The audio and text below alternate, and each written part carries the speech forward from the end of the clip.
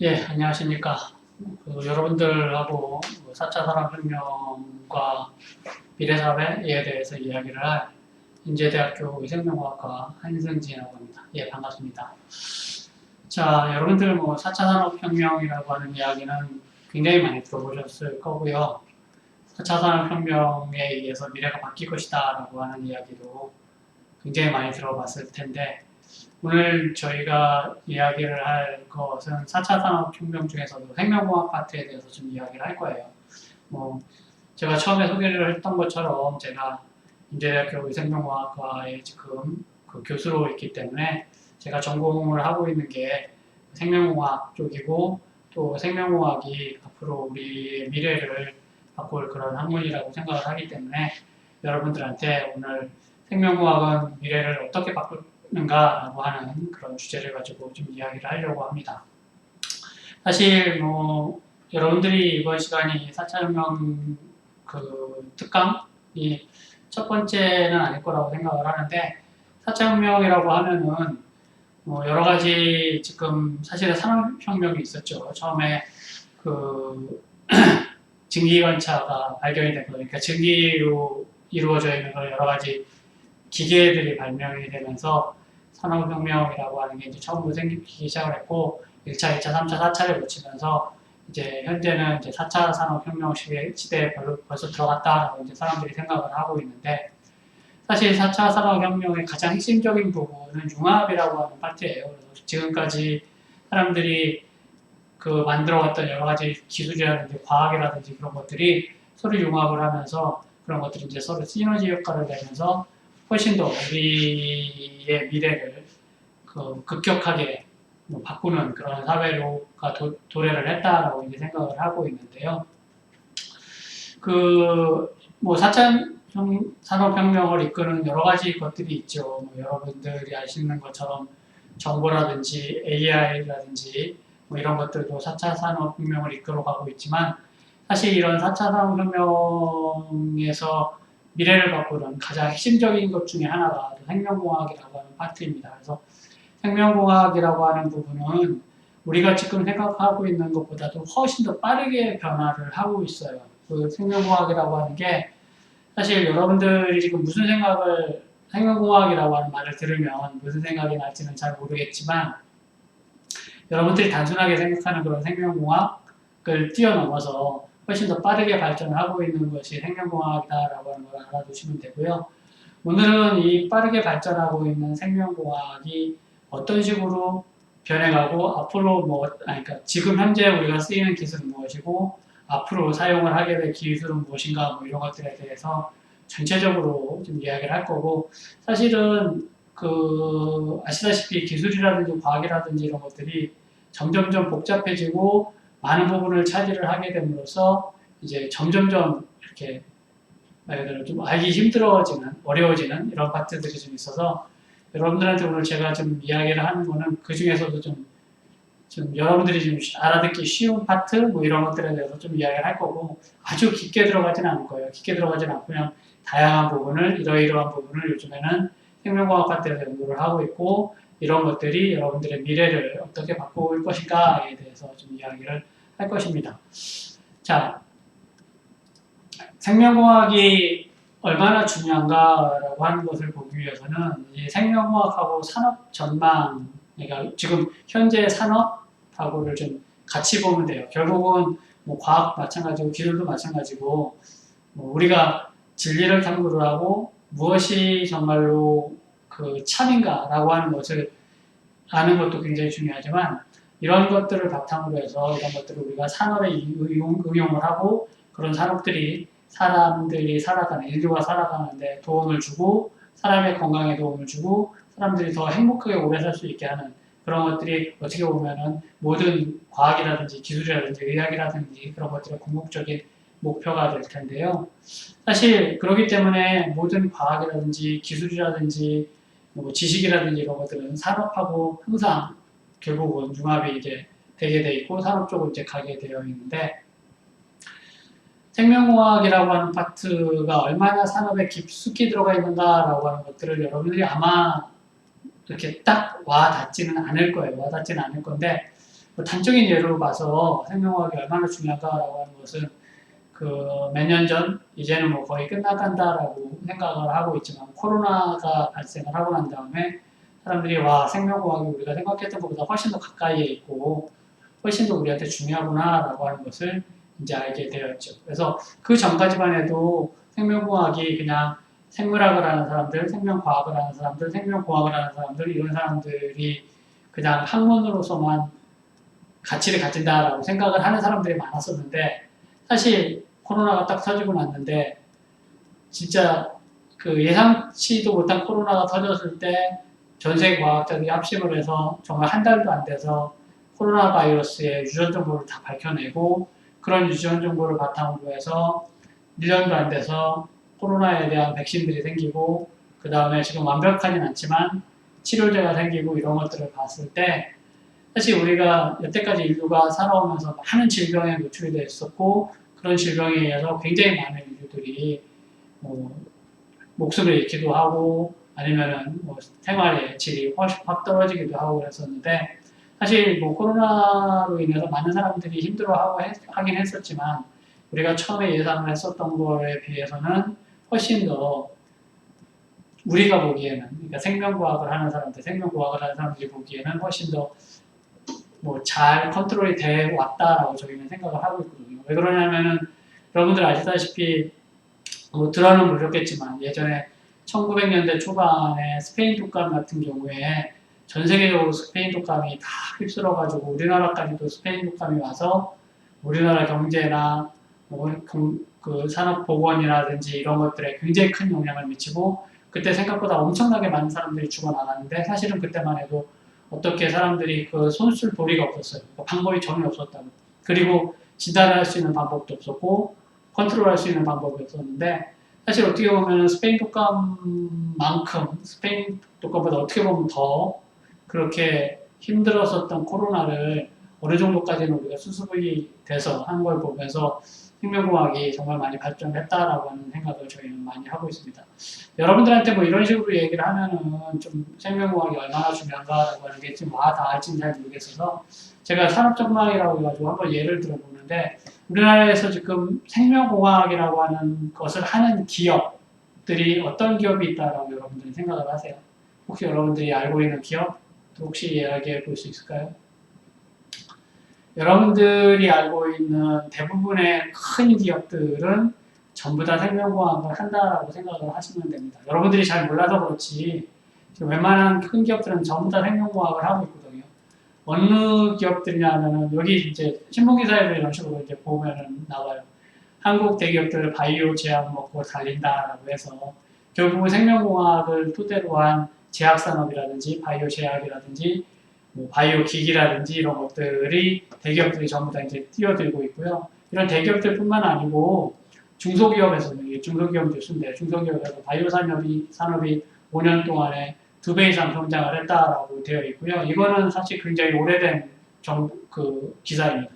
코로나가 생기기 훨씬 전서부터 나왔던 이야기인데 그러면 우리나라에는 어떤 기업들이 이런 바이오 산업들을, 바이오 생명공학들을 하고 있는가를 보면은 여러분들 이런 회사 이름 들어보셨는지 모르겠는데 삼성 바이오로직스라고 하는 회사가 있어요. 이번에 코로나 사태가 됐을 때도 사실 코로나 백신을 전 세계에 있는 바이오 공장들이 전부 다 백신들을 생산을 해냈지만 우리나라의 많은 공장들도 이런 코로나 백신 생산에 뛰어들었었고 거기서 이제 그런 백신들을 생산해서 전 세계 공급을 하는 그런 역할들을 했었는데 사실 전 세계에서 가장 크다는 공장들 중에 거의 10위 안에 5위 안에 몇 개가 우리나라에 있습니다. 그 중에 하나가 삼성바이오로직스라고 하는 회사고요. 삼성바이오로직스라고 하는 회사는 말 그대로 앞에 삼성이 붙어 있죠. 여러분들 삼성 하면은 대표적으로 삼성전자, 삼성반도체 이런 것들만 생각을 할 텐데 사실 삼성에서는 전자, 반도체 이런 것들을 지금 열심히 해서 거기서 수익을 올리고 돈을 벌고 있지만 삼성에서 차세대 먹거리로 말 그대로 차세대 삼성을 이끌어 나갈 그런 회사를 생각을 하고 있는 회사는 삼성바이오로직스라고 하는 회사입니다. 여러분들이 이제 잘 모르겠지만 엄마나 아빠한테 한번 물어보세요. 혹시 삼성바이오로직스라고 하는 회사 아세요라고 물어보시면 아마 요즘에는 그 어른들 삼성바이오로직스라고 하는 회사를 이제 거의 다 아실 겁니다. 왜 그러냐? 그만큼 지금 몇 년 되지도 않았지만 이 회사가 엄청나게 커지고 삼성을 이제 앞으로 이끌어 나갈 그런 회사가 됐습니다. 그래서 우리나라에서 가장 잘 나간다라고 하는 대기업인 삼성도 이제는 다른 것보다는 바이오 쪽에, 생명공학 쪽에 이제 가장 큰 그 기대를 걸고 있다라고 하는 것을 알아두시면 되고요.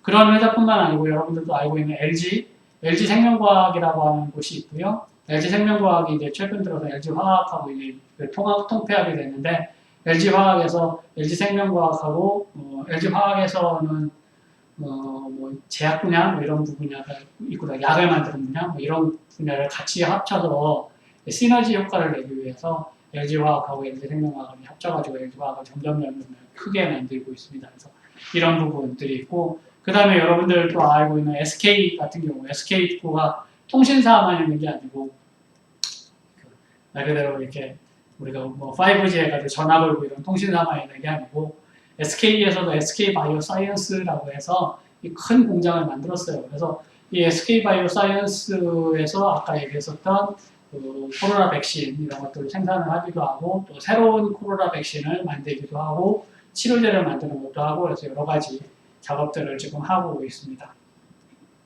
그 이외에 이제 여러 가지 또 회사들 중에 하나가 여러분 뭐 이게 삼성바이오로직스고 사실 삼성바이오로직스하고 비슷한 회사인데 최근 들어서 만들어진 회사예요. 롯데바이오로직스라고 하는 회사가 있습니다. 롯데가 바이오를 생명공학을 한다라고 하는 것을 여러분들이 아마 처음 들어보셨을 텐데 사실 롯데 입장에서도 그동안 계속적으로 말 그대로 제과라든지 롯데에서 또 하는 일이 뭐가 있을까요? 여러 가지 다양한 다른 것들을 이제 하고 있었는데 건설도 하고 있었고 뭐 다양한 것들을 좀 하긴 했었죠. 그러다가 최근 들어서 모든 대기업들이 이제 생명공학이라고 하는 파트가 미래의 먹거리다라고 하는 생각을 하고 대기업들이 뛰어들기 시작하니까 롯데 같은 경우에도 얼마 전에 세계에서 그 바이오 의약품을 만드는 공장 중에 꽤 큰 공장을 인수를 했습니다. 인수를 했고 롯데바이오로직스라고 하는 회사를 차려서 이제 우리도 삼성처럼 생명공학을 바탕으로 해서 기업을 키워나가겠다라고 하는 그 미래에 대한 청사진을 이제 내놓은 상태예요. 그래서 아마 여러분들이 아는 큰 대기업들은 대부분의 경우 이런 그 생명공학을 하고 있고 혹시 뭐 들어보신 분들도 있을지 모르겠지만 셀트리온이라고 하는 회사가 있어요. 여러분들 아마 모르셔도 이것도 엄마나 아빠한테 물어보면 아마 아실 거예요. 혹시 셀트리온이라고 하는 회사 아세요? 라고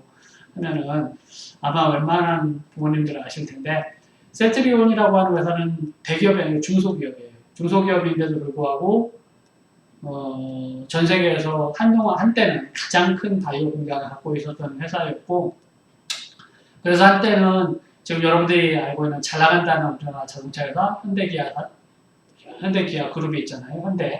그 현대보다도 말 그대로 돈이 훨씬 더 많았어요. 시총이 훨씬 더 컸다고. 그러니까 주식값이 훨씬 더 비싼 그런 그 회사였었거든요. 그래서 그런 식으로 이제 바이오 회사들이 대기업뿐만 아니고 중소기업까지도 엄청나게 많은 회사들이 바이오 쪽으로 뛰어들고 있고 그렇기 때문에 사실 여러분들도 앞으로 미래를 살아가기 위해서는 바이오 산업이라고 하는 것을 알고는 있어야 됩니다. 그리고 그쪽에 어떻게 보면 종사를 하게 될 그런 사람들도 분명히 생기게 될 거라고 저는 이제 확신을 하고 있고요. 그래서 여러분들 이제 책을 보시면 여기 보시는 것처럼 합성의약품 시대는 가고 바이오의약품 시대가 온다라고 하는 책도 나와 있고요. 여러 가지 바이오에 대한 그런 서적, 바이오에 대한 정보 같은 것들이 굉장히 많이 나와 있는데 여러분들한테 이제 이런 바이오들이 그러면 바이오에서 과연 무슨 것들을 개발해가지고 우리의 미래 사회를 바꾸려고 노력을 하는가라고 하는 것에 대해서 좀 오늘 이야기를 할 거고요. 여기에 보시는 것처럼 이제 성장하는 바이오 산업이라고 해서 뭐 이런 뭐 수치 이런 것들은 이야기를 안 할 텐데 이 그림만 이제 보시면은 아마 바이오가 얼마나 커지고 있다라고 하는 것을 이제 보게 될 겁니다. 그래서 여기 보시면 우리나라의 그 수출인데요. 우리나라 수출에서 반도체, 화학, 자동차가 우리나라를 그동안 먹여 살렸던 그런 말 그대로 우리나라의 먹거리라고 이야기를 하거든요. 우리나라가 외국에 삼성 반도체, 현대자동차, LG화학 이런 것들이 가장 돈을 많이 버는, 외국에 수출해서 돈을 많이 버는 3대 수출 산업이었습니다. 근데 지금 현재로서는 2024년, 그러니까 내년서부터 이런 것들이 이제 역전이 돼버려요. 그래서 바이오 산업이 이런 반도체, 화학, 자동차를 뛰어넘는 이런 산업이 된다라고 하는 게 이제 그 국가 미래창조과학부에서 이제 생각을 하고 있는 그런 부분이고요. 그래서 여러분들이 이제 바이오 산업을 잘 모르게 되면 사실은 앞으로 뭐 세상을 살아가는데 뭐 아주 힘들진 않겠지만 그래도 바이오 산업을 좀 알아야지만 세상을 살아가는데 그만큼 좀 편하게 살아갈 수 있다라고 하는 그 말씀을 좀 드리고 싶고요. 자, 아까도 얘기했었지만 이제 그 생명공학, 바이오 산업이라고 하는 것들이 4차 산업혁명을 이끄는 것이기 때문에 우리가 예전에 생각했던 그런 단순한 생명과학 이런 거하고는 조금 좀 여러분들이 생각하는 거하고는 좀 거리가 있을 수도 있어요. 그래서 융합을 굉장히 중요시해요. 그래서 최근 들어서 생명공학이라든지 생명과학 파트에서는 인간개론 프로젝트, 나중에 다시 한번 얘기를 할 거예요. 유전자 기능의 역할, 질병 연관성 이런 것들도 연구하고 질병 유발 유전자, 단백질을 분석하거나 약물 개발을 분석하거나 이런 것들, 백신, 뭐 나노바이오 영상, 인공 장기, 생체 신호 측정기, 데이터 전송, 모니터링 이것들을 다 바탕으로 해서요. 여기 있는 것처럼 기본적으로 이야기하는 우리의 생물학이라든지 생화학이라든지 생명공학 이런 것들하고 의학하고 컴퓨터 제휴공학, 화학 물리학, 서비스 산업 이런 것들이 다 같이 합쳐져서 말 그대로 융합이 돼서 여기 있는 것처럼 맞춤형 의료 서비스, 시장 개발이라든지 융복합 의료, 그 다음에 유비쿼터스 헬스케어, 유비쿼터스라고 하는 것은 어디에나 있다라고 하는 뜻이거든요. 헬스케어 이런 것들을 이제 다 융합이 돼서 이런 것들을 바탕으로 이제 건강하고 행복한 삶을 인류의 건강하고 행복한 삶을 이끌어 나가는 게 바로 생명공학 그리고 다융합 기술들입니다. 그래서 아까도 얘기했었지만 4차 산업혁명이 여기 있는 것처럼 헬스케어라든지 AI라든지 나노기술이라든지 뭐 이런 것들에 대한 이야기들이 많이 나오지만 사실 요즘에 물리학을 하는 사람, 화학을 하는 사람, 기계를 다루는 사람, 나노를 하는 사람 모든 사람들이 다 우리는 나노를 바탕으로 생명공학을 하고 기계를 바탕으로 생명공학을 하고 물리학을 바탕으로 생명공학을 하고 AI를 바탕으로 생명공학을 하고 빅데이터, 사람의 빅데이터, 사람의 유전자 빅데이터, 동물들의 유전자 빅데이터 이런 것들을 나눈다 이런 얘기들을 굉장히 많이 해요. 그래서 어떠한 산업군에 들어가든지 생명공학을 하지 않고서는 그 산업군에서 살아남을 수 없는 그런 시대가 되기 때문에 생명공학이 그만큼 굉장히 중요하다라고 하는 것을 여러분들이 지금 이해를 해주시기 바랍니다. 자, 그래서 여러분들한테 이제 오늘 무슨 이야기를 해줄까라고 하다가 여기 보시면 대통령 직속 4차 산업혁명위원회라고 하는 위원회가 있어요. 사실은 뭐 저도 뭘 하는 위원회인지 잘 모르겠는데 이 위원회에서 이제 우리의 앞으로의 미래의 산업은 무엇일까라고 하는 것에 굉장히 고민을 많이 하고 새로운 유망 기술은 무엇일까라고 하는 것을 이제 뭐 생각을 해보고 같이 토론을 하고 뭐 이런 것들을 이제 하게 되는데 여기 나중에 홈페이지 혹시 관심 있으면 들어가 보시기 바랍니다. 위원회 소개도 있고 뭐 4차 산업혁명이 무엇인가에 대한 설명도 있고 자료실도 있고 뭐 이런 것들이 있는데 이 4차 산업혁명위원회가 바탕으로 돼서 여기 있는 것처럼 한국생명공학연구원이라고 하는 곳하고 그 다음에 국가생명공학정책연구원연구위원회라고 하는 곳이 매년 생명공학 미래유망기술이라고 하는 것을 이제 발표를 하게 됩니다. 그래서 여기 있는 것처럼 2021년에도 10대 바이오 미래유망기술이라고 하는 걸 발표를 하고요. 2022년에도 10대 바이오 미래유망기술이라고 하는 걸 발표를 하고 올해도 23년에도 10대 바이오 미래유망기술이라고 하는 걸 발표를 했어요. 글씨가 너무 적어서 보이진 않겠지만 나중에 이제 시간이 되시면 인터넷 이렇게 찾아보면은 바이오 미래 10대 유망기술이라고 하는 것을 이제 찾아보면은 어디나 그림이 나올 테니까 한번 좀 보시면 되는데 사실 요것들은 지금 여기 잘 보이시지 않겠지만 플랫폼 바이오, 레드 바이오, 그린 바이오, 화이트 바이오 이런 네 가지로 나눠지게 됩니다. 네 가지로 나눠지게 되고요. 이건 이제 조금 이따 다시 한번 설명을 하겠지만 그 네 가지로 나눠지고 이 네 가지들이 매년 이게 조금씩 변하고 있는데 사실 큰 틀은 변하지 않아요. 중요한 것들이 매년 그렇게 많이 바뀌거나 그러진 않기 때문에 큰 틀은 변하지 않는데 그래도 이제 매년 조금씩 변하고 있습니다. 그래서 여러분들한테 뭐 이것저것 이제 얘기를 뭐 중구난방식으로 하기보다는 이렇게 2023년도에 10대 바이오 미래 유망 기술이라고 하는 것이 과연 어떤 것이 선정이 됐고 그런 것들이 지금 어떤 기술 수준까지 와 있는가라고 하는 것에 대해서 여러분들한테 좀 이야기를 해주기로 하겠습니다. 자, 크게 보시면 23년도 10대 바이오 미래 유망 기술에는 크게 아까도 얘기했지만 플랫폼 바이오, 레드 바이오, 그린 바이오, 화이트 바이오가 있습니다. 그러니까 바이오는 최근 들어서 4가지 바이오가 있다고 생각을 해요. 플랫폼 바이오라고 하는 플랫폼은 기반이잖아요. 밑에 초록이 되는 거. 그래서 생명과학을 기반으로 해서 기초 생명과학, 기반 생명과학이라고 얘기를 하는 거고 정말 기초적인 기술을 바탕으로 해서 이것을 토대로 해서 다른 바이오들이 이제 올라갈 수 있게 만들어 놓은 것들이고 첫 번째로 플랫폼 바이오에서 미래 유망 기술을 뽑힌 거는 생체 내 면역세포 실시간 분석이라고 하는 거예요. 사실 여기 있는 것들은 전부 다 말들이 굉장히 좀 어렵거든요, 여러분들한테. 근데 제가 하나하나 쉽게 설명을 해줄게요. 지금은 여기는 이제 처음에 제목을 얘기하는 단계니까 그냥 이런 게 있구나라고 하는 것만 알아두시면 되고요. 뒤에 가서 한 개 한 개 좀 설명을 하겠습니다. 생체 내 면역세포 실시간 분석이라고 하는 거, 그 다음에 AI 기반 인공 단백질 설계라고 하는 거, 그 다음에 세 번째로는 세포 역노화 또는 역노화예요. 그러니까 노화, 늙어가는 것을 거꾸로 만드는 거죠. 역노화, 그 다음에 세포 리프로그래밍.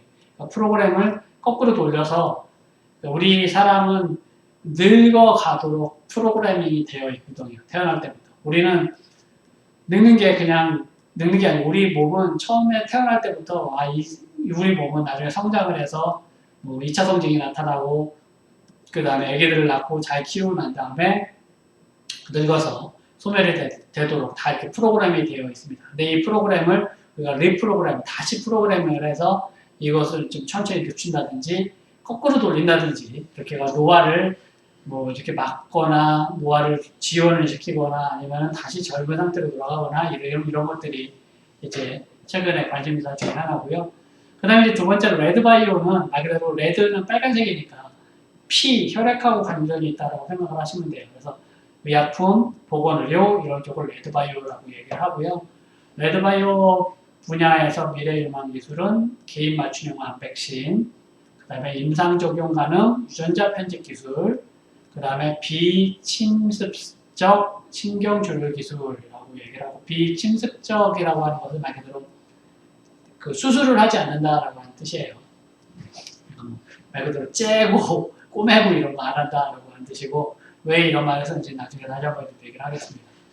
그 다음에 이제 세 번째 큰 카테고리로 그룹으로 그린바이오가 있는데 그린바이오는 말 그대로 그린 초록색이잖아요. 초록색이니까 식물하고 좀 연관이 있는 겁니다. 그래서 식품, 종자, 식물 이런 쪽, 바이오 농업 이런 쪽하고 연관이 있는 거고 그래서 최근에 좀 관심이 사람들이 있는 거는 배양육, 고기를 우리가 소를 키우고 돼지를 키우고 닭을 키워서 거기서부터 고기를 얻게 되는데 사실은 그런 것들을 소를 키우고 돼지를 키우고 닭을 키우고 이런 것들은 생명의 정성에도 좀 문제가 있는 거고 사실은 환경적으로도 문제가 있고 여러 가지 문제들이 발생을 해요. 그렇기 때문에 최근 들어서는 말 그대로 생명체를 키우지 않고 사람이니까 고기를 먹고 살 수는 없거든요.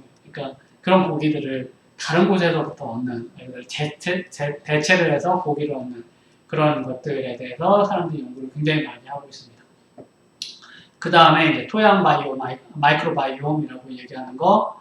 그 다음에 이제 네 번째 카테고리로 화이트 바이오라고 하는데 화이트 바이오는 말 그대로 에너지, 바이오 화학, 환경 이쪽으로 화이트 바이오라고 보통 이야기를 하거든요. 그래서 또 에너지, 화학 뭐 이런 쪽으로 이야기를 하는데 이런 그 에너지나 뭐 화학 쪽을 하기 위해서 우리가 합성 생물을 이용해서 미생물을 새롭게 만들어낸다든지 이렇게 만들어낸 미생물들을 이용해서 말 그대로 뭐 바이오 디젤을 만든다든지 아니면은 뭐 새로운 뭐 석유 같은 거를 만들어낸다든지 아니면은 우리가 지금 사실 전 세계적으로 미세 플라스틱 때문에 굉장히 골머리를 앓고 있잖아요. 그래서 이런 미세 플라스틱을 제거를 하거나 아니면 미세 플라스틱이 얼마나 생기는 것을 이제 모니터링 한다는 거지. 아니면 아예 플라스틱을 대체하는 그런 물질을 바이오를 이용해서 만든다든지 이런 것들이 2023년에 10대 바이오 미래 유망 기술로 뽑혀 있는 그런 것들입니다. 그래서 이런 것들에 대해서 좀 이야기를 할 거고요. 뭐 몇몇 것들은 좀 자세하게 얘기를 할 거고 몇몇 애들은 이렇게 좀 건너뛰는 식으로 좀 이야기를 하게 될 겁니다. 자, 그래서 첫 번째는 우리가 플랫폼 바이오에서 생체 내 면역세포 실시간 분석이라고 하는 거하고 개인 맞춤형 암백신이라고 하는 거 두 개에 대해서 좀 이야기를 할 텐데 두 개가 이제 같이 연관이 있어요. 그래서 이제 맞춤형 암백신에 대해서 좀 이야기를 먼저 하고 그 다음에 면역세포 실시간 분석에 대해서 좀 이야기를 할 텐데 자, 우리가 여기 맞춤형 암백신이라고 하면 백신이라고 하는 것은 여러분들이 이제 코로나 때 백신을 다 맞아봤잖아요. 파이자 백신을 맞은 사람도 있고 모더나 백신을 맞은 사람들도 있고 여러분들은 아마 청소년이고 나이가 어려서 전부 다 파이자 백신을 맞았을 텐데 그때만 해도 이제 백신 맞은 게 RNA 백신이라고 하는 걸 맞았었죠. RNA 단백질에 대한 이야기는 나중에 다시 한번 나오겠지만 사실 RNA 백신을 우리가 전 인류가 처음으로 맞아본 거예요. 처음으로 맞아본 거라 사실 걱정들을 굉장히 많이 했었는데 물론 그것에 대해서 부작용이 있는 사람들도 생길 수밖에 없지요. 사실은 생명이라고 하는 거는 우리가 컨트롤할 수 있는 부분이고 컨트롤할 수 없는 부분들이 좀 있는데 그리고 사람들마다 한이 그런 생명 파트는 많이 다르기 때문에 사실 모든 사람들한테 100% 맞출 수가 없어요. 그게 어떻게 보면 생명공학을 연구하는 사람들의 가장 신기하게 생각하는 면이기도 하지만 가장 힘들어하는 면이기도 하거든요. 왜 그러냐면은 수학처럼 1 플러스 1은 1, 2, 1 플러스 1은 2, 그 다음에 물리처럼 중력에 의해서 물건을 딱 놓으면 지구에서는 물건이 떨어진다. 뭐 이런 식으로 정말 절대적인 진리라고 얘기를 하잖아요. 생물은 사실은 그런 것들이 있기는 하지만 외가 굉장히 많아요. 사람별로 차이도 굉장히 많고 똑같은 백신을 맞아도 어떤 사람들은 굉장히 막 백신을 맞고선도 아픈 사람들이 있는 반면에 어떤 사람들은 정말 멀쩡한 사람들도 있고 코로나에 걸렸을 때도 마찬가지잖아. 어떤 사람들은 막 정말로 막 진짜로 사경을 해내고 진짜 돌아가시는 분들도 있는데 어떤 사람들은 나 코로나 걸렸는데 뭐 증상이 하나도 없어 이런 사람들도 있잖아. 그런 것처럼 사람들은 완전히 다 달라요. 그렇기 때문에 생명공학, 의료 이쪽에서는 말 그대로 사람들에 맞춰서 진단을 하고 사람들에 맞춰서 치료를 해야 돼요. 그게 개인 맞춤형 의료라고 이야기를 하고요. 그런 것들을 정밀 의료라고도 보통 이야기를 하는데요. 사실 전 세계 사람들을 조사하면 여기 있는 것처럼 세계 인구 중 건강 문제 없는 사람은 4%뿐이라고 이야기를 해요. 여러분들도 아직은 좀 어린 상태라 어려서 그나마 좀 건강한 편에 속하는데 주변에 이제 여러분들 할머니, 할아버지들 뵈면 다들 어딘가 좀 아프시잖아요. 고혈압이 있으신 분들도 있고 뭐 관절이 아프신 분들도 있고 뭐 다른데 뭐 당뇨가 있으신 분들도 있고 뭐 할머니, 할아버지뿐만 아니고 어머니, 아버님들도 어디가 좀 편찮으셔서 뭔가 약을 항상 드시고 계시고 그래서 여러분들도 어리긴 하지만 여러분들 중에서도 아토피 있는 친구들도 있고 천식 있는 친구들도 있고 뭐 이런 식으로 아픈 걸 따지다 보면은 정말 전 세계에서 아프지 않은 사람들이 거의 없다.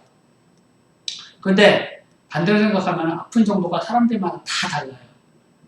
할머니, 할아버지들 고혈압에 걸리셨다라고 해서 모든 사람들이 다 똑같은 고혈압이 아니고 어떤 사람들은 혈압이 뭐 150이 나오는데 어떤 사람들은 200이 나오고 그 다음에 뭐 당뇨가 있는다라고 해서 어떤 사람들이 그 당뇨 농도, 당의 농도 어떤 사람들은 막 300이 나오고 어떤 사람은 120이 나오고 이런 식으로 사람들마다 다르고 어떤 사람들이 약을 먹게 되면은 어떤 사람들은 굉장히 쉽게 치료가 되는 반면에 어떤 사람들은 전혀 나는 이 약을 먹어도 치료는 안 되고 부작용만 생겨 뭐 이런 사람들이 있잖아. 그렇기 때문에 사실은 지금까지 사람들을 치료하던 방법들 똑같은 약을 먹여서 성인은 뭐 식후에 30분에 2알씩 하루 3번 소화는 식후 30분에 하나씩 하루 3번.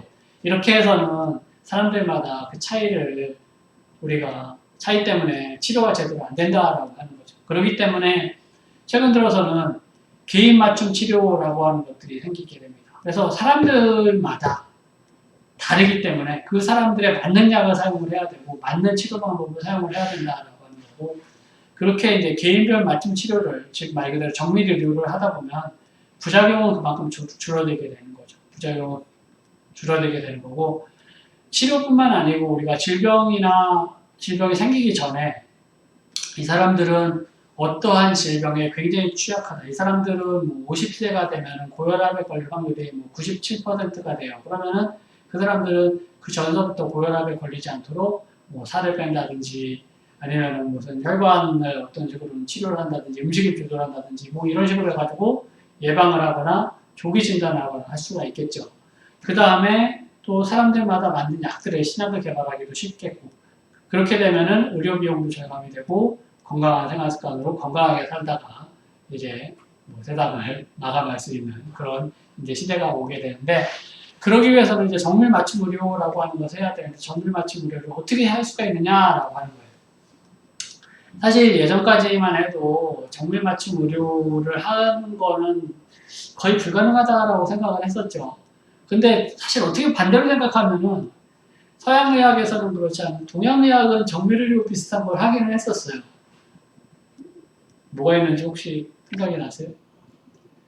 뭐 여러분들 중에 의사가 되려고 하는 사람들도 좀 있을 거고, 뭐 다른 걸 하겠다는 사람들도 좀 있을 것 텐데, 뭐 최근 예전에 한동안 우리나라에서 사람들이 굉장히 많이 가고 싶어 했었던 직업 중에 하나, 지금도 가고 싶은 사람들 꽤 있는데 한의사도 있잖아요.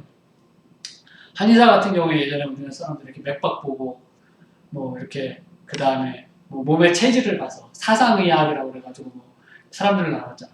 태음인, 태양인, 뭐 소음인, 소양인 뭐 이런 식으로 해가지고 다 나눠가지고 사람들에 맞게 보약, 약을 따르게 쓰고 뭐 이런 것들을 했었는데, 어떻게 보면 그런 면에서는 우리의 동양의학이 한의학이 서양의학보다도 훨씬 더 발전을 했는데, 사실은 문제는 이제 그런 것들이 전통적으로 쌓아오던 그런 지식에 의해서 사람들을 네 분류로 이제 뭐 소양인 이런 식으로 네 분류로 분류를 하고 그거에 따라서 이제 치료를 하게 됐었는데, 최근 들어서는 그보다 이제 훨씬 더 과학적인 방법, 사람들을 어떤 식으로 분류를 할 것인가라고 하는 것에 대해서 과학적인 방법을 사용을 하게 되는데, 사실 그게 이제 서양의학에서는 기존에 이제 사람들이 생각을 했었던 것은 모든 그 사람들의 체질, 사람들의 만들어지는 정보들은 우리의 유전자 안에 들어있다라고 생각을 하잖아요. 뭐 거의 그게 맞는 말이고, 그렇기 때문에 사람의 유전자를 분석을 하면 그 사람들이 어떤 질병에 잘 걸릴지,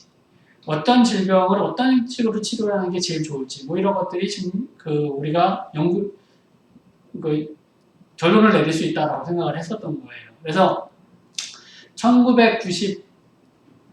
1990년대에서부터 시작을 해서 사람들이 인간의 유전자를 전부 다 한번 읽어보겠다라고 하는 생각을 하게 됐죠. 근데 뭐 저한테 지금 생명과학을 들은 학생들은, 그러니까 과학반에서 생명과학을 들은 학생들은 이제 저하고 얘기를 굉장히 많이 했으니까 알겠지만, 정보반이라든지 뭐 이런 쪽은 약간 좀 이런 쪽에 좀 기본 지식은 없겠지만, 그래도 여러분들이 사람의 몸을 이루는 유전 정보라고 하는 것은 DNA라고 하는 것으로 이루어져 있다라고 하는 것은 전부 다 알고 있을 거 아니에요. 근데 그 DNA는 사람의 세포, 조그만 세포 속에 DNA는 뉴클레오티드라고 하는 조그만 벽돌이 차곡차곡 쌓여져 있는 건데, 그 벽돌이 세포 한 개당 30억 개의 벽돌이 차곡차곡 쌓여져 있는 거예요. 그 30억 개의 벽돌을 어떤 순서로 되어 있느냐에 따라서 사람들마다 조금씩 좀 다른, 얼굴도 모양도 다르고 머리 색깔도 다르고 키도 다르고 남자냐 여자인지도 다르고 이런 것들이 다 달라지거든요. 그래서 그 벽돌의 순서를 사람들이 다 한번 읽어보고 싶어 했었어요. 그게 바로 인간 유전체 사업이라고 이야기를 하고요. 휴먼 지놈 프로젝트, 휴먼 게놈 프로젝트라고 이야기를 하는 거고요. 이게 1990년대에서부터 시작을 해서 2003년도에 끝이 났습니다. 2003년도에 끝이 났고요. 1차로는 끝이 났고, 사실 이때 이제 사람들이 읽는다라고 생각을 했는데 거의 100%다 읽지는 못했고, 조금 못 읽은 부분이 있어서 사실은 2022년 작년도에 그 읽지 못했던 부분까지도 전부 다 읽어가서 그 유전자 프로젝트가 인간 유전체 사업이라고 하는 것이 이제 거의 끝이 났거든요. 그래서 최근 들어서는 무엇을 하고 있느냐 하면은 지금까지는 한 사람의 유전자만 읽었어요. 말 그대로 지금 거의 뭐 20년, 30년 동안 한 사람의 유전자를 다 분석을 한 거였거든. 근데 최근 몇 년 동안은 한 사람이 아니고 여러 사람의 유전자를 분석을 해서 그것들이 서로 비교를 하기 시작을 한 거예요. 왜 그런 것들이 이제 예전에는 이렇게 아까도 얘기했지만 1990년도부터 시작을 해서 1차를 읽는데 2003년까지 오랫동안 걸렸었느냐라고 하면은 예전에는 이 유전자를 분석하는 기술이 너무 부족했었어요. 너무 부족했어서 아까도 얘기했었지만 4차 산업혁명은 이제는 융합이라고 했었잖아요. 생명공학이 말 그대로 우리가 세포, 박테리아, 미생물 이런 것만 하면 안 되고 사실 이제 기계들이 같이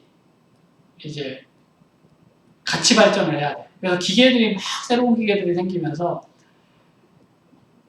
사람들의 유전자를 분석할 수 있는 기술이 점점점 축적이 돼서 점점점 발전이 된 거예요. 그래서 예전에는 거의 30년 동안 10몇 년, 20년 가까이를 사람이 한 사람의 유전자를 읽는데 썼고 그때 들어간 돈이 우리나라 돈으로 얼마냐면 한 사람 유전자를 읽는데 30조 원이 들었어요. 30조 원. 30억 원도 아니고 3조 원이었나? 3조 원이 들었었다. 3조. 예. 근데 최근 들어서는 여러분들 DNA를 읽을 수가 있거든요. 여러분들 DNA를 맡기면 예전에는 이게 한 20년 걸리던 건데 요즘에는 여러분들 DNA 맡기면 일주일도 안 돼서 여러분들의 DNA를 딱 정보로 해서 예전에 CD라고 했었죠. 요즘에 CD도 아니고 USB 같은 데 딱 담아서 넘겨주는데요. 일주일도 안 돼서. 요즘에는 여러분들 DNA 있는데 얼마나 걸릴 것 같아요? 돈은 얼마나 들 것 같아요? 예전에는 한 사람 DNA 있는데 3조 원이 들었어요. 3조 원이. 그러니까 예전 같으면 여러분들이 내 DNA를 읽고 싶어도 일단 걸리는 시간이 10몇 년이고 20년 가까이 되고 돈이 3조가 있어야 되니까 아무도 읽지를 못했던 거야. 근데 요즘에는 여기에 이게 가격이거든. 예전에 가격이 쭉 가격이 떨어져서 최근 들어서 2023년, 2024년 되면은 우리가 이게 지금 달러거든. 100달러 시대, 100달러 시대. 즉 요즘에 12만 원, 13만 원이면은 여러분들의 DNA 서열을 다 읽을 수가 있어요. 엄청난 발전이지요. 1990년대에서 2023년 지금 거의 30년 정도밖에 안 됐거든요. 30년이라고 그러면 여러분들 아직 30년을 살지 않았으니까 30년이 굉장히 긴 세월처럼 느껴지지만 우주의 역사 138년, 지구의 역사 46억 년 전, 46억 년을 생각을 하면 사실 엄청나게 빠른 시간이죠. 30년. 30년이면은 여러분들 엄마 아빠가 젊었을 때부터요. 그때만 해도 DNA 서열을 읽는 게 거의 불가능했었는데 이제는 누구나 다 10만 원, 12만 원만 읽으면 자기의 DNA를 읽을 수가 있는 그런 시대가 된 거예요. 그래서 이제 이런 지론 프로젝트가 딱 성공이 되고 나니까 아까도 얘기했지만 이게 생명공학의 발전뿐만 아니고 이제 기계의 발전 이런 것들에 의해서 지론 프로젝트가 딱 성공이 되고 나니까 이제 모든 사람들이 다 DNA 서열을 읽을 수가 있게 됐어요. 그래서 이게 차세대 염기서열 분석법이라고 해서 NGS라고 얘기를 하는데 Next Generation Sequencing이라고 얘기를 하는데 뭐 풀네임을 알 필요는 없어도 여러분들이 NGS라고 하는 건 혹시 알아두시면 나중에 뭐 신문기사를 읽거나 과학 서적을 읽거나 할 때 좀 도움이 될 거예요. 그러니까 DNA 염기서열을 분석하는 방법이 NGS라고 하는 방법인데 이런 이제 기계들이 발명이 되면서 이 기계들에 의해서 굉장히 쉽게 DNA를 이제 서열을 밝힐 수가 있게 된 겁니다. 그래서 이런 기계들이 발견이 되고 난 다음에 이제 읽고 있습니다. 사실 이제 기계는 되게 굉장히 비싸요. 기계는 이제 한 대당 집에서 살 수 있는 그런 수준은 아니고 기계 한 대당 뭐 10억씩, 뭐 20억씩 하니까.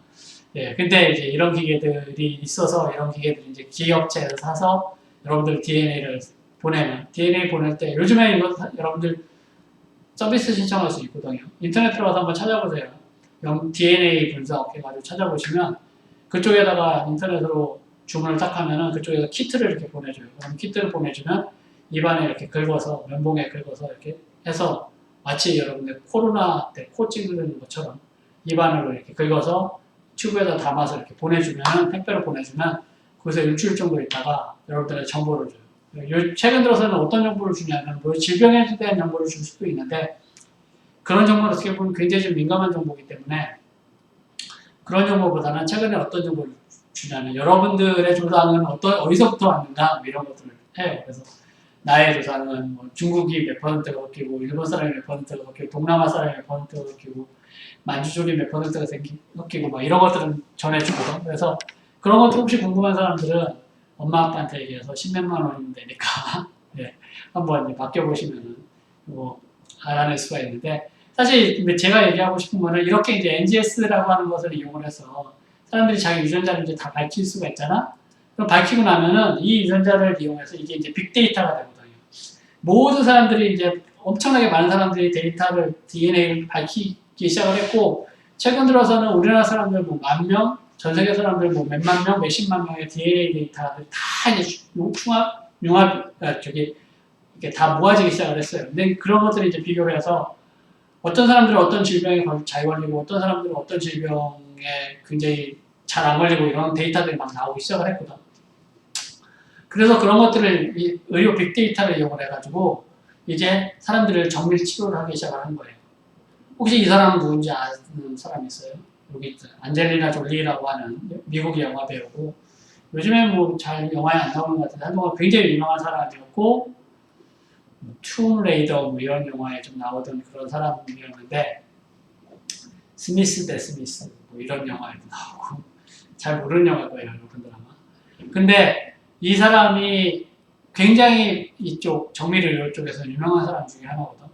뭐 여기 보시면 아들 매덕스와 신문기사 잘렸지만 뭐 윤 대통령이 그 미국 가가지고 바이든 만날 때 만찬을 하는데 사람들을 꽤 많이 초대했었는데 그때 안젤리나 졸리가 백악관 국빈 만찬에 참석하기로 했다라고 이제 여기 되어 있는데 왜 이 사람이 이제 우리나라 대통령이 미국 가서 국빈 만찬하는데 참여를 했냐 하면은 아들 매덕스가 연세대학교 그 언더우드 그 대학이라고 하는 데 다녀요. 아들이 생명공학을 전공을 했어요.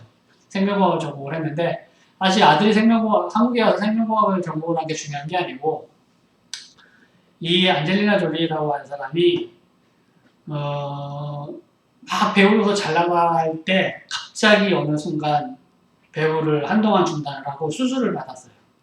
수술을 받았는데 그 수술이 무슨 수술이었냐면은 가슴, 그러니까 그 유방이죠. 유방 절제 수술을 받았어요. 유방을 다 드러냈어요.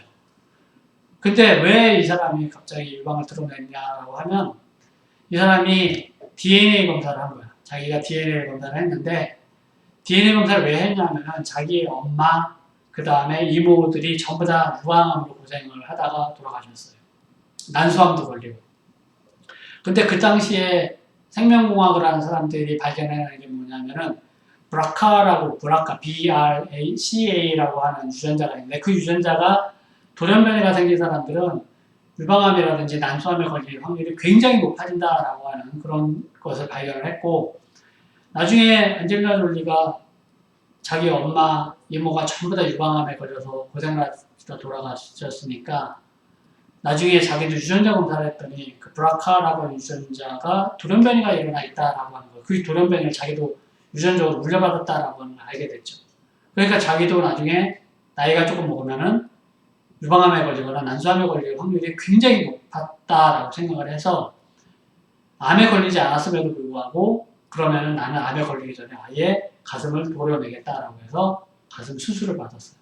수술을 받았고 그래서 그런지 모르겠는데 자기 아들을 물론 이 아들은 자기가 낳은 아들은 아니고 그 안젤리나 졸리가 그 동남아 쪽에서 영화 되게 많이 찍고 했었거든. 그러면서 뭐 미얀마인가 뭐 그런 데서 아들을 뭐 2명인가 3명인가를 뭐 베트남 미얀마인가 해서 2명인가 3명인가를 입양을 했는데 그 입양한 아들 중에 한 명을 한국에서 생명공학학에 입학을 시킨 거예요. 아마 자기가 그런 생명공학 쪽에 굉장히 이렇게 이런 정보들이 굉장히 중요하고 세상을 사는데 엄청나게 중요하다라고 하는 생각을 했기 때문에 아마 그런 결정을 내린 것 같아요. 아들을 생명공학 쪽으로 공부를 시켰고, 그래서 사실 생명공학을 하는 사람들한테는 이 안젤리나 졸리라고 하는 굉장히 좀 중요한 사람 중에 하나입니다.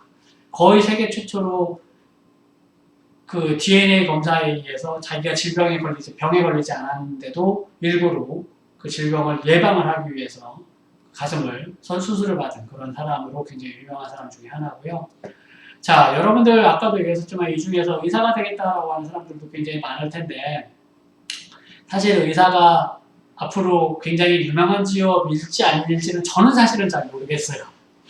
저는 사실 잘 모르겠는 게 왜 그러냐면은 결국은 의사가 하는 일은 환자가 들어오면 환자들 검사를 받잖아요. 여러 가지 뭐 어디가 아픕니다. 그러면 뭐 가서 엑스레이도 찍고 MRI도 찍고 CT도 찍고 하면은 그 데이터를 쭉 보면서 데이터를 쭉 보면 여기가 뭔가 좀 이상하네 라고 생각을 하고 그것을 분석을 해서 질병을 밝혀내고 그 질병에 대해서 이 질병에 대해서는 이러한 치료를 받으시면 낫습니다. 또는 수술을 받으셔야 됩니다. 이런 것들을 해주는 사람이잖아요.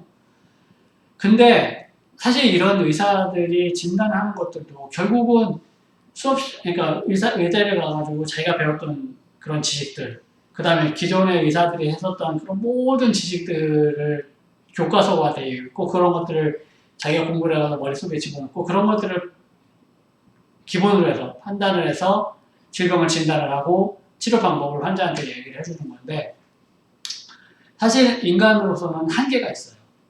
그렇죠? 아무리 똑똑한 의사들도 모든 지금까지 인류가 병에 걸렸던 환자들, 병원에 갔던 환자들, 의사가 했던 처방 이런 것들을 다 머릿속으로 집어넣을 수는 없다고. 가장 중요한 처방이라든지 가장 중요한 진단법 이런 것들은 머릿속으로 기억을 하고 있겠지. 그러나 AI는 전 세계에 있는 모든 데이터를 집어넣을 수가 있어요. 그리고 지금 거의 다 들어가 있거든요.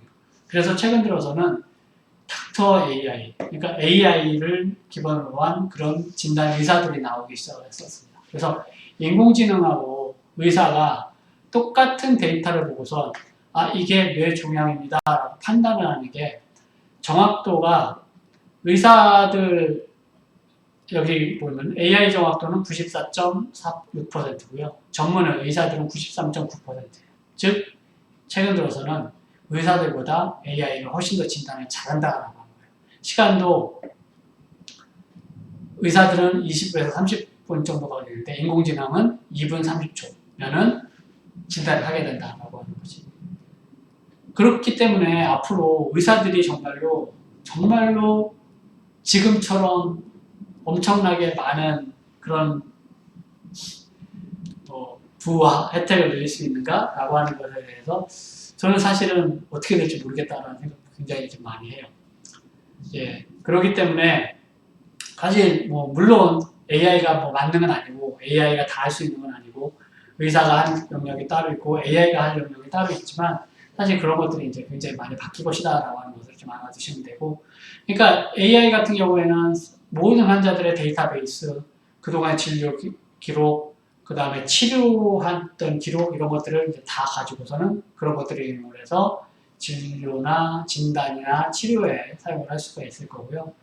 예를 들어서 이제 암 같은 경우에도 왜 암을 얘기를 하냐면은 우리나라 사람들 사망 원인 중에 제일 1위가 암이에요. 1위가 암. 그 다음에 심장질환, 그 다음 폐렴, 뇌질환, 자살 이런 것들이 이제 이런 식으로 근데 거의 반 정도가 암으로 우리나라 사람들이 다 돌아가시고 있는데 사실 예전에는 암에 걸리게 되면 이제 항암제를 사용을 했었다. 항암제를 사용을 했었는데 예전 약들은 화학 항암제라고 해서 말 그대로 화학약품들이에요.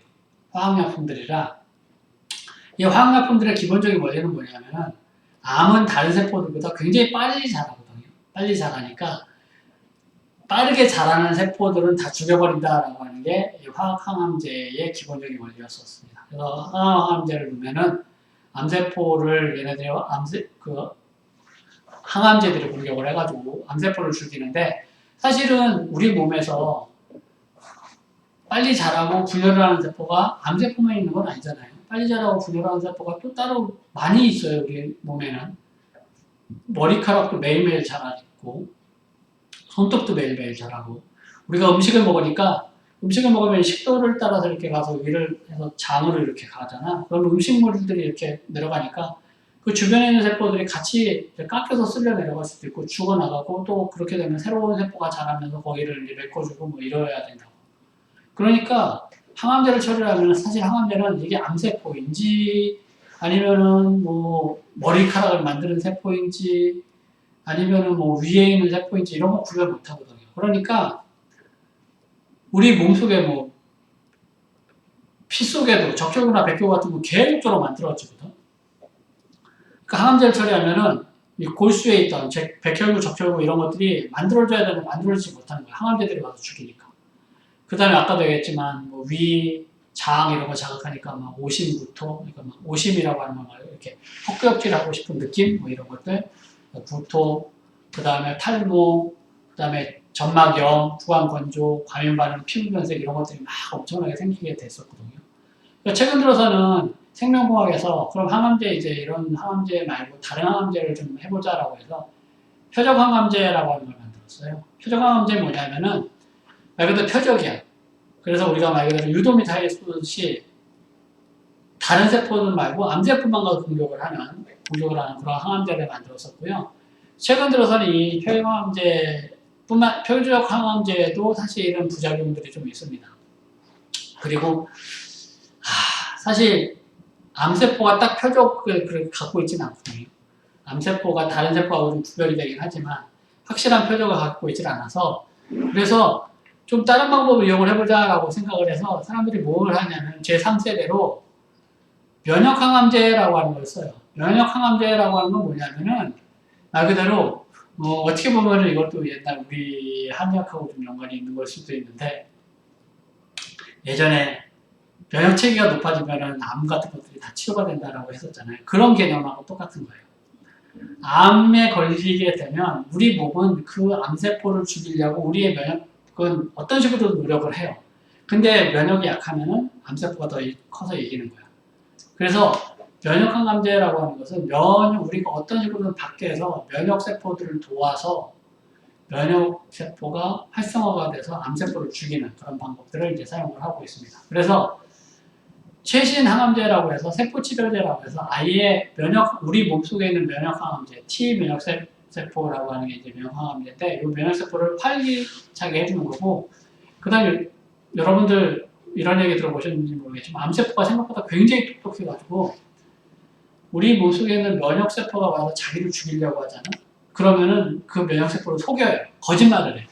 난 면역세포 아닌데 정상적인 세포인데 라고 거짓말을 하고 아니면 그런 면역세포들을 일을 못하게 꽁꽁 묶거나 그래서 이 두 분이 그런 암세포가 면역세포를 속이는 그런 기작을 밝혀내고 암세포가 면역세포를 속이지 못하게 또는 우리 면역세포가 암세포를 잘 죽일 수 있게 이런 연구들을 하게 됐습니다. 그래서 이런 연구들을 바탕으로 그런 것들을 이용해서 암세포를 죽이는 항암제를 개발을 했고 그게 아까 얘기했던 세포치료제 또는 면역항암제라고 이야기를 하는 거예요. 그래서 그런 것들을 했고 최근 들어서는 CART라고 해요. CART라고 해서 CART라고 하는데 CAR-T셀, CART라고도 얘기하고 아예 우리 몸속에 있는 면역세포를 끄집어내서 이 면역세포를 유전적으로 조금 조작을 해가지고 암세포하고 정말 잘 싸울 수 있는 애를 만들어줘요. 그리고 난 다음에 이 세포를 엄청나게 많이 불려가지고 이런 것들을 다시 우리 몸속에 집어넣어줘. 그럼 우리 몸속에 있던 암세포들이 걔네들 밖에 나와서 잘 싸울 수 있게 훈련을 받는 거야. 훈련을 받아서 들어가서 그러니까 암세포들하고 엄청 싸워서 암세포들을 이제 다 죽여버리는 그런 것들을 이제 하게 되고요. 사실 이런 것들이 점점점 발전을 하게 되고 그래서 여기 있는 것처럼 제1세대 바이오의약품, 2세대 바이오의약품, 3세대 바이오의약품, 그래서 뭐 세포치료제, 유전자 치료제 이런 것들이 이제 많이 만들어지고 있고요. 사실 이런 것들하고 이제 연관이 있는 개인 맞춤형 암백신이라고 얘기를 해서 아예 그러면 처음부터 암이 생기기 전부터 암이 생길 가능성이 있는 사람들은 백신을 맞아놓자라고 하는 거예요. 이것도 똑같아요. 그래서 사실 이 사람의 유전자를 전부 다 이제 DNA 분석을 해요. DNA 분석을 쭉 하고 나면 이 사람이 뭐 50세, 뭐 55세에 되면 암에 걸릴 확률이 뭐 80%가 넘어. 근데 이거는 이 사람은 무슨 단백질에 대한 돌연변이를 갖고 있어서 그래. 그런 것들이 밝혀지면 그 사람의 세포를 끄집어내서 그 사람의 세포들한테 미리 교육을 시키는 거야. 너 앞으로 너 50살 정도 되면 이 단백질, 이 돌연변이 단백질이 막 생기면서 암세포가 생길 텐데 이 돌연변이 단백질을 갖고 있는 세포들은 암세포니까 이것들을 죽여라고 이제 이제 교육을 시켜놓는 거지. 그래서 요거를 이제 맞아. 그러면은 이 사람은 미리 백신이 생긴 거죠. 암세포하고 싸울 수 있는 무기를 미리 갖고 있는 거예요. 그래서 암이 생기지 않게 하는 그런 일들을 하게 되는데 사실 이게 이제 이론상으로는 되게 쉬운데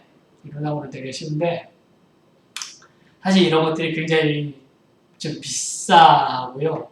사실 최근 들어 이제 카티셀 같은 경우는 카티셀을 이용해서 면역세포를 이용해서 암 치료를 하기도 하는데 이거 같은 경우에는 치료비가 엄청나게 비싸요.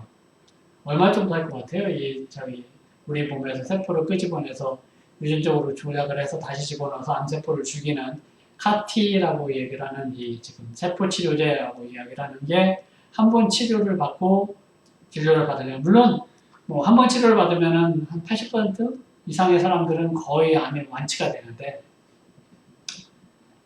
치료비가 5억 정도 합니다. 5억 정도. 네. 그래서 사실 사람들이 말이 많았죠. 야 이거는 뭐 돈 많은 사람들은 살고 돈 없는 사람들은 죽으란 소리냐라고 해서 그래도 우리나라는 의료보험이 정말 잘 돼 있어서 의료보험 5억 정도에서 의료보험으로 전부 다 대부분의 경우 커버를 해주고 제가 알기로는 얼마 전까지만 1,000만 원 정도 됐었나? 지금 한 500만 원 정도로 줄었다라고 하는데 사실은 500만 원, 1,000만 원 해도 그것도 많은 돈이라고 생각을 하지만 사실은 5억보다는 정말로 세 발의 피잖아요. 그래서 그런 식으로 이제 보험에서 커버를 해줘서 사람들을 살릴 수 있는 게 이제 세포 치료제라고 하는 거고요. 그 다음에 이제 두 번째로 AI 기반 인공 단백질 설계라고 하는 거는 뭐냐면은 근데 요렇게 이제 요 얘기를 안 했다. 우리가 처음에 얘기할 때 개인 맞춤형 단백질하고 세포 내 면역세포 실시간 분석이라고 얘기를 했었잖아.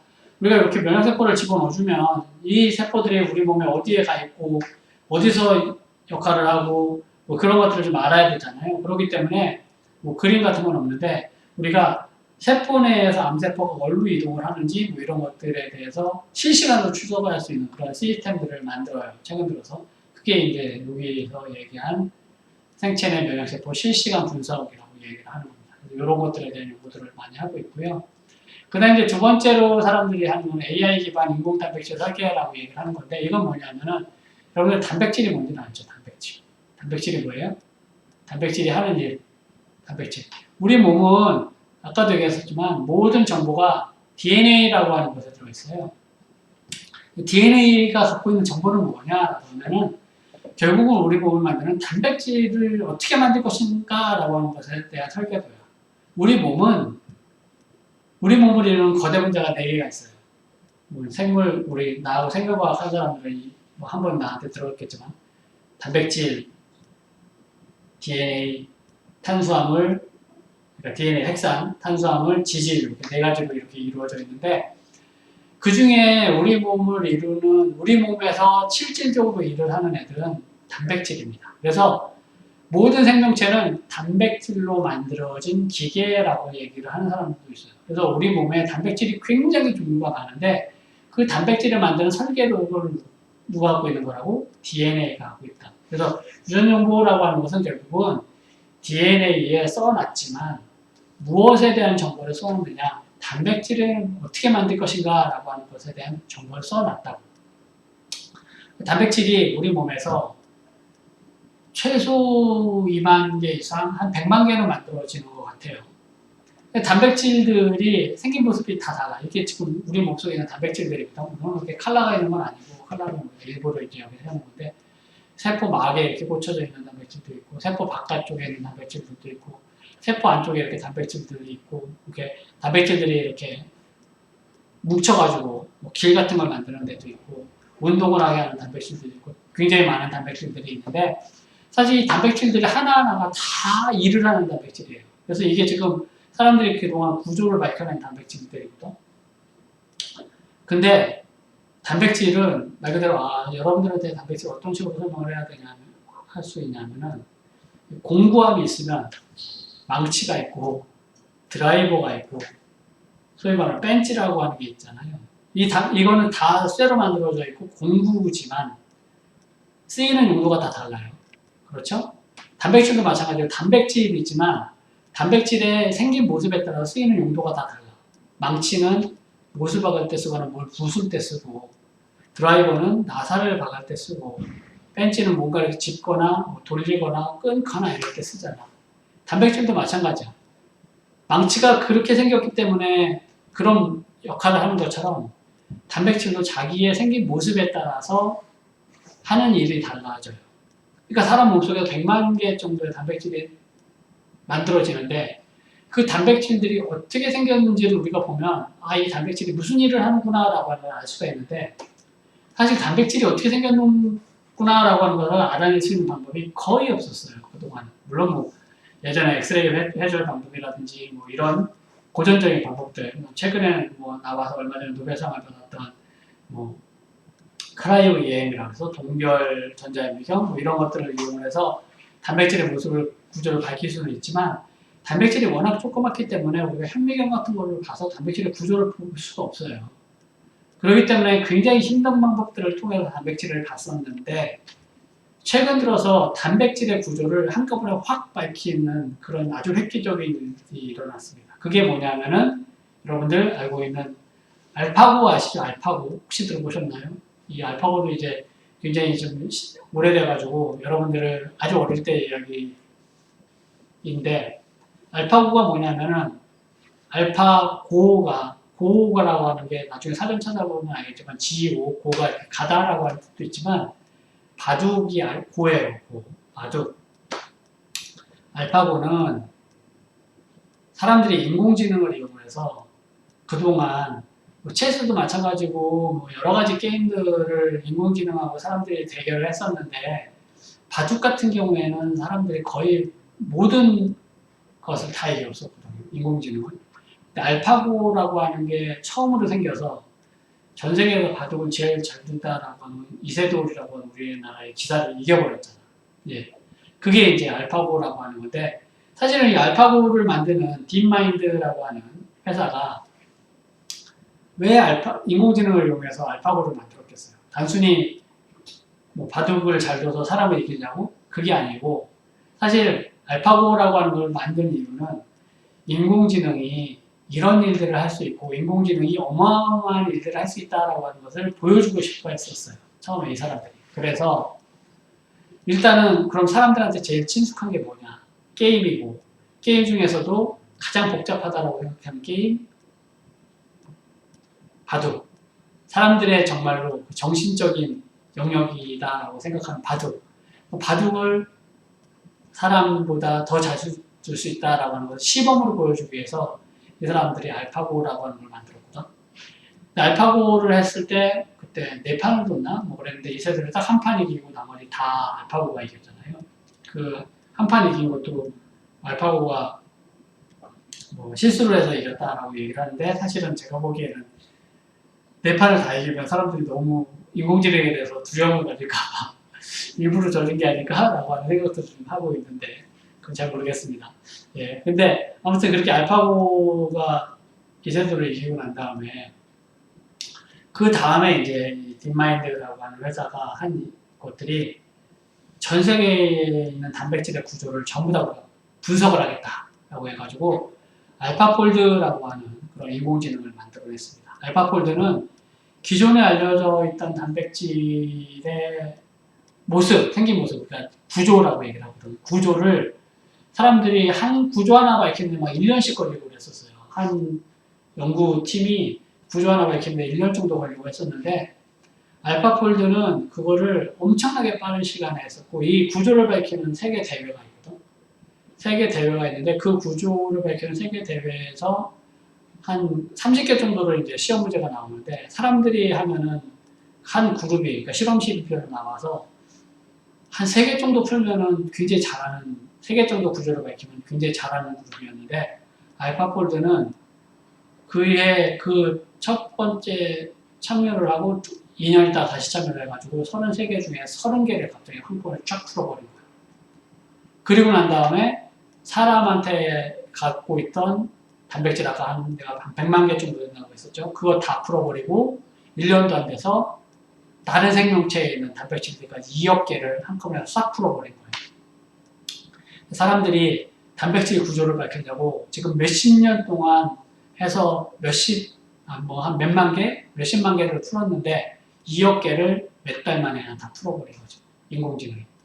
그래서 사실 이렇게 단백질의 구조를 밝혔으니까 이제 우리가 아까도 얘기했지만 망치를 보면 이 망치가 뭐에 쓰이는 물건인지를 알 수가 있고 벤치를 보면 드라이버를 보면 드라이버가 뭐에 쓰는 물건인지를 어떤 정도를 알 수 있잖아요. 그런 것처럼 이제 단백질의 구조를 다 밝혔으니까 단백질이 어떤 데 쓰이는 건지를 알 수가 있고 어떤 데 쓰이는지 알 수가 있으면 또 뭐 어떤 게 좋은 거냐면 우리가 망치를 쓰다가 처음에는 망치가 양쪽에다 이렇게 네모냈다가 나중에 사람들이 개발을 해서 한쪽을 네모나게 만들고 한쪽을 이렇게 뾰족하게 만들어 박았던 것을 또 뺄 수 있게 만들었잖아. 그런 것처럼 단백질의 구조를 보면 이 단백질의 구조를 바꿔서 더 좋은 단백질을 만들 수가 있는 거라고. 그래서 단백질 알파폴드 2를 이용해서 단백질 구조를 다 밝혀냈으니까 이제는 사람들이 훨씬 더 좋은 단백질들을 만들어낼 수가 있어요. 그게 여기서 얘기하는 AI 기반 인공 단백질 설계라고 하는 거예요. 단백질을 이제 새롭게 만들어낼 수가 있게 되고 단백질을 새롭게 만들어낼 수 있다라고 하는 것은 생체 내에서 일어나는 일들을 우리가 마음대로 바꿔놓을 수가 있다라고 하는 겁니다. 그래서 그런 것들을 지금 하고 있고요. 그 다음에 이제 세 번째로는 세포 영로와 세포 리프로그래밍이라고 하는 건데 이거는 여러분들 아시다시피 사람들은 누구나 늙어요. 누구나 늙고 그러다면은 뭐 사고로 장기를 잃을 수도 있고 아니면은 뭔가 문제가 있어서 장기가 없어질 수도 있는데 그런 것들을 예전에는 이렇게 동물을 이용해서 장기를 만들거나 3D 프린터를 이용해서 장기를 만들거나 그런 것을 했고 아니면 인공심장 같은 거를 만들어서 심장이 나머지 안 좋은 사람들이 인공심장을 만들기도 하고 또는 이제 손이 없어진 사람들은 인공 손을 만들기도 하고 했었고요. 그러다가 이제 결국은 사이보그 같은 것들을 만들려고 했었지. 그러나 사실은 이런 것들은 놓치고 사실 사람들이 궁극적으로 원하는 것은 사람의 장기를 그대로 자기한테 끼워 넣는 걸 원하거든요. 혹시 이 영화 봤어요? 좀 오래된 영화인데 아일랜드라고 하는 영화인데 나중에 한번 기회가 있으면 보십시오. 미래 공상 과학 영화인데 아일랜드에 어떤 섬에 사는 사람들이 자기가 왜 태어난지도 모르고 막 하는데 나중에 막 복권 같은 당첨이 되면 새로운 뭐 좋은 세계로 간다라고 해서 사람들이 막 나가는데 나중에 알고 보니까 아주 부자인 사람들이 자기하고 똑같은 복제기 하나 만들어 놓고 자기의 장기가 망가지거나 자기가 늙게 되면은 이 장기를 이 사람을 죽이고 갖다 껴요. 뭐 그런 이야기예요. 나중에 한번 기회가 있으면 보십시오. 사실 이거는 윤리적으로도 말이 안 되잖아. 사람들이 어떤 것들을 했냐면은 이건 안 되니까 동물의 장기를 만들어서 동물의 장기를 사람한테 끼는 그런 실험들을 되게 많이 했었어요. 그래서 어떤 사람들은 돼지 장기를 해서 이 사람은 정말 심장이 없어서 죽기 일보 직전의 사람인데 심장이 다 망가져서 돼지 심장을 껴서 한 2달 정도 살았었는데 이 사람은 죽었었거든요. 그래서 사람들이 이런 조직공학이라든지 인공장기라든지 이런 것들을 개발하려고 굉장히 많이 했었는데 최근에는 이런 것들 말고 그냥 차라리 나의 몸을 거꾸로 다시 되돌리자라고 하는 생각들을 하게 된 거예요. 특히 줄기세포를 이용해서. 줄기세포가 뭔지는 알죠? 줄기세포는 사람이 처음에 태어나면 이렇게 정자가 난다고 수정란이 되는데 수정란이 되고 난 다음에 세포가 막 분열하고 난 다음에 이 세포는 어떤 것들은 뇌세포가 되고 어떤 것들은 근육이 되고 어떤 것들은 뼈가 되고 이렇잖아요. 이 처음에 되기 전에 단계의 세포를 줄기세포라고 얘기를 하는데 예전에 줄기세포를 이런 식으로 난자하고 정자를 이용해서만 만들 수가 있었는데 요즘에는 그러니까 다 자란 사람들한테도 줄기세포가 조금 있다라고 하는 것을 알아냈고 요즘에는 아예 거꾸로 줄기세포를 거꾸로 만들 수가 있어요. 그러니까 여러분들 세포 중에 또는 내 세포 중에 피부세포라든지 이런 걸 띄어내서 여기다가 우리가 유전자 몇 개만 바꾸면 줄기세포가 돼. 우리가 유도줄기세포라고 얘기를 하는데 iPS, 유도줄기세포가 되고요. 이 줄기세포를 이용해서 배양을 해가지고 다시 혈액을 만든다든지 신경을 만든다든지 심장을 만든다든지 이런 식으로 이걸 거꾸로 만들 수가 있게 되는 거예요. 그래서 심장이 망가지면 우리 몸에서 피부 세포를 떼어내서 이거를 가지고 줄기세포를 거꾸로 만들고 다시 이런 것들로 심장을 만들어서 끼워넣는 이런 것들. 이런 것들이 노화를 거꾸로 하는, 세포를 영노화시키는, 그러니까 노화가 된 것을 거꾸로 만드는 그런 것들을 최근 들어서 연구를 하고 있고, 여기도 보면 뭐 이제 젊은 지하고 늙은 지하고 이런 차이가 있는데 어떤 또 약품 같은 걸 처리해서 늙은지를 다시 젊은지로 만드는 거. 이런 것들을 사람들이 이제 연구를 하고 있고요. 그 다음에 이제 임상적용 가능 유전자 편집 기술이라고 얘기하는 건 뭐냐면, 자, 여러분들 혹시 크리스퍼라고 하는 거 들어보셨죠? 크리스퍼 캐스9이라고 하는 걸 들어보셨는지 모르겠지만 이것도 2020년인가 예, 노벨상을 받았죠. 사실 그 전까지 사람들이 유전자를 자르는 가위들이 굉장히 몇 가지가 발견이 됐었는데 그 가위들이 그렇게 성능이 좋지 않았어요. 여러분들 뭐 지금 스마트폰도 마찬가지고 자동차도 마찬가지고 시간이 지나면 지날수록 점점 좋은 애들이 나오는 것처럼 유전자 가위도 처음에 발견이 됐던 유전자 가위, 소위 말하는 제한 요소라고 하는 거는 우리가 원하는 것을 마음대로 자르지 못했었거든.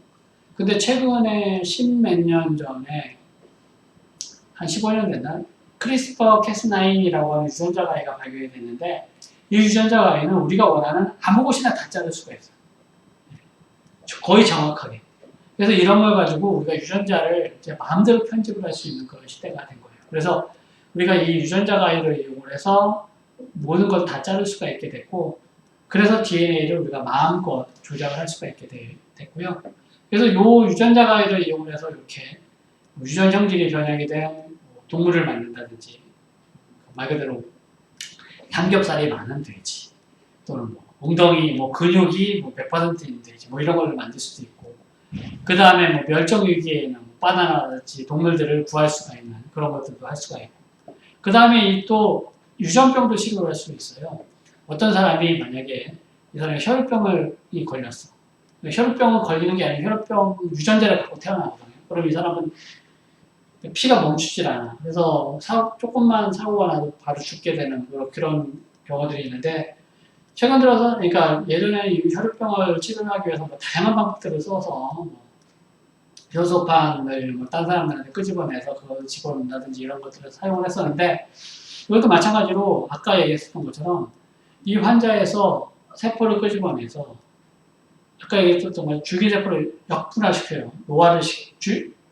역분화를 시켜서 역노화를 시켜서 iPS 세포, 그러니까 역줄기세포를, 역분화 줄기세포를 만들고 여기다가 우리가 아까 얘기했던 크리스퍼 가위를 이용해서 망가진 유전자를 잘라내고 이 유전자에다가 정상적인 유전자를 집어넣어요.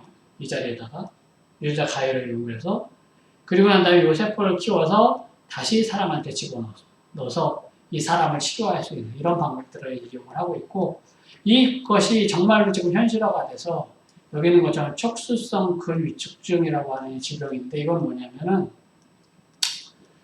전 세계에서 몇 명 걸리지는 않는데 태어날 때부터 근육이 제대로 만들어지질 않아요. 근육이 제대로 만들어지질 않아서 말 그대로 우리가 이게 호흡을 하거나 심장이 뛰거나 이럴 때 다 근육이 제대로 일을 해야지만 심장도 뛰고 막 호흡도 되고 막 이러잖아요. 근데 이런 것들이 제대로 안 돼가지고 아기가 얼마 못 살아서 사망을 하는 그런 질병이에요. 뭐 많이 살아봤지 1년이면. 근데 이런 것들을 유전자 한 개가 망가져가지고 그런 병이 생기는 거거든. 그래서 이런 것들도 마찬가지로 이 사람의 환자의 유전자를 DNA 세포를 끄집어내서 그 세포에다가 유전자 가위를 이용해서 정상적인 유전자를 집어넣고 이 세포를 다시 아기한테 집어넣어줘요. 그래서 아기를 살리고, 이런 것들이 지금 전 세계적으로 치료제로 승인을 받아서 전 세계적으로 치료가 되고 있는데, 이것도 약값은 만만치가 않죠. 이거는 얼마나 할 것 같아요? 아까 거보다 조금 더 비싸서 한 명 치료하는데 20억 정도 해요. 20억. 예. 물론 의료보험으로, 우리나라에서 의료보험이 안 되다가 얼마 전에 의료보험으로 이제 커버가 되기 시작을 했었죠. 근데 사실은 사람이 한 명의 생명을 살리는데 20억이 들어가는데 생명을 살려야 되느냐 말아야 되느냐 이거 갖고도 사람들이 처음에 굉장히 많이 싸웠었거든요. 근데 사실은 사람의 생명은 20억보다 소중한 가치가 있죠. 예. 자, 그래서 이제 이런 식으로 이제 유전자 치료제를 이용해서 치료를 하기도 하고요. 그 다음에 이제 침습성 신경조절 기술이라고 하는 건 뭐냐면 침습성적이라고 하는 게 아까도 얘기했지만 수술하지 않는다라고 하는 뜻인데 이게 무슨 말이냐면은 이건 여러분들이 신경생물학이 최근 들어서 굉장히 발달을 하고 있는 것 중에 하나거든. 사람들이 생명과학이 엄청나게 많이 발달을 했는데 아직도 사람들이 잘 모르고 있다라고 생각되는 부분이 뇌라고 하는 부분이에요. 우리가 어떻게 생각을 하고 어떻게 생각, 기억을 만들고 어떻게 기억을 저장을 하고 어떻게 다시 끄집어내고 이 기억에 따라서 어떻게 우리가 몸을 움직이고 우리 몸에는 어떻게 뭐 우리가 생각도 않는데도 심장도 뛰고 폐도 움직이고 이런 것들 있잖아요. 이게 전부 다 뇌 속에서 일어나는 일들인데 이 뇌가 사실은 이런 신경망들이 굉장히 복잡하게 되는데 이 신경망들이 서로 막 이어져 있고 이게 또 망가지면 뭐 조울증도 생기고 우울증도 생기고 뭐 조현병도 생기고 뭐 여러 가지 병들이 생기잖아요. 사람들이 아직 이걸 잘 이해를 못했다. 그래서 사람들이 뇌 간에 신경이 어떻게 연결되어 있는지를 밝히기 위해서 뇌 지도를 그리는 일들을 하고 있어요. 사람 뇌 지도 그리는 구글이 여러분들이 이게 지금 서치만 하는 그런 게 아니고 다양한 사업들을 하고 있는데 구글에서 하고 있는 게 뇌 지도를 그리고 있는 겁니다. 뇌 지도를 그리고 있는데 이런 뇌 지도를 그리다 보니까 이제는 예전보다는 훨씬 더 많은 걸 알게 됐어요. 많은 걸 알게 됐고 더 충격적인 건 뭐냐면은 우리가 사람들이 뇌에 대해서 많은 걸 알게 되니까 뇌를 조절할 수 있는 그런 기술이 생기기 시작했습니다. 그것도 뭘로 조절할 수가 있느냐? 빛으로 조절할 수가 있어요. 빛을 딱 쪼여서 신경을 켰다가 껐다가 뇌신경을 켰다가 껐다가 할 수가 있게 되어 있는데 이 쥐가 바로 뇌를 조정을 할 수 있는 쥐예요. 그래서 요 쥐에다가 뇌에다가 쥐 머리에다가 이런 식으로 심을 받고 전구를 받는 거예요. 조그만. 그래서 우리가 특정 신경을 빛을 줬다 껐다 하면서 신경을 켰다가 껐다가 할 수가 있어요. 그래서 어떤 것들을 하냐면 뭐 지금은 초기 단계니까 어떠한 것들을 기억을 할 수가 있게 하고 기억을 지워버릴 수도 있어요. 우리가 정말 여러분들 뭐 나에 비하면 저에 비하면 얼마 안 살았지만 그래도 살다 보면 뭐 지우고 싶은 기억 같은 거 있잖아. 그런 기억을 지울 수가 있다니까. 이제 이런 식으로. 내가 원하지 않는 기억을 지울 수도 있고 어떤 경우에는 공포감을 심어줄 수도 있고 공포감을 없앨 수도 있어요. 이게 발달을 하다 보면 나중에 여러분들이 공부를 안 하게 될 수도 있다니까. 공부를 안 하고 머릿속에 기억을 이런 식으로 심을 수가 있게 되는 거예요. 그러니까 책 한 권을 머릿속으로 심을 수가 있는 거예요. 아직은 근데 초기 단계나 이런 것들이 초기 단계고 그래서 아까 얘기했었던 비침습성이라고 얘기하는 건 뭐냐면 지금은 이걸 하려면 뇌에다가 이 전극을 받고 이런 수술을 해야 되는데 이런 수술 같은 거 안 하고서는 뇌를 조절할 수 있는 그런 것들을 지금 연구를 하고 있습니다. 굉장히 신기한 연구들 많이 하죠. 예, 그런 것들도 하고 있고 그 다음에 이제 배양육 대체육이라고 하는 건 뭐냐면 여러분들 아시다시피 지금 우리가 이렇게 고기를 먹게 되면은 사실은 그 고기 동물들을 키우는데 나오는 분유라든지 그 다음에 그거 알죠? 소가 방울을 끼는데 그 메탄가스가 엄청나게 많이 모여서 지금 쥐고온난화가 문제고 뭐 이런 것들이 생기는데 그런 것들을 줄이기 위해 사람들이 지금 그 다음에 이제 생명체를 죽여야 된다는 그 윤리적 문제 때문에 최근 들어서 채식주의자들이 많아지고 있는데 사실 채식을 할 필요가 없는 게 동물을 키우지 않고서는 고기를 얻는 방법들을 사람들이 연구를 하고 있거든요. 그래서 실험실에서 이렇게 고기를 만들어요. 이게 3D 프린터를 이용해서 만들 수도 있고요. 아니면은 세포를 배양해서 만들 수도 있어요. 세포를 배양해서 이런 식으로 그 햄버거 패티를 만들었는데 이게 처음으로 이제 배양육으로 만드는 햄버거 패티인데 이 햄버거 얼마나 할 것 같아요? 가격이 한 200만 원 정도 합니다. 예, 아예 초기 단계라 고기를 이만큼 만들면 한 200만 원 정도가 들어요. 근데 앞으로는 이게 점점 좀 좋아져가지고 이제 소에서부터 세포를 끄집어내서 이제 여기 근육을 만들 수 있게 틀을 만들고 거기다가 이제 배양을 해서 만들게 되면 점점 단가가 떨어지겠죠. 아니면 3D 프린터로 만들든지 뭐 이런 식으로 하거나 아니면 우유도 만들어요. 우유도 이제 소를 키워서 젖을 짜는 게 아니고 우리가 그 곰팡이라든지 효모를 이용해서 거기서 걔네들이 소의 젖, 그러니까 우유를 만들어내게 해. 우리가 유전자를 집어넣어서 효모에다가 소젖을 만드는 유전자를 집어넣어서 효모가 우유를 만들게 하는 그런 일들도 하고 계란도 만듭니다. 닭이 계란을 낳게 하는 게 아니고 효모를 이용해서 효모가 달걀을 만드는 그 하얀색 단백질, 달걀 흰자를 만드는 그런 유전자를 집어넣어서 거기서부터 달걀을 만들고 달걀의 흰자를 만들고 노른자를 따로 만들어가지고 이렇게 효모가 만드는 그러니까 닭, 소 이런 거 쓰지 않고 우리가 고기도 만들고 달걀도 만들고 우유도 만들고 이런 일들을 하고 있습니다. 이런 것들을 하고 있고요.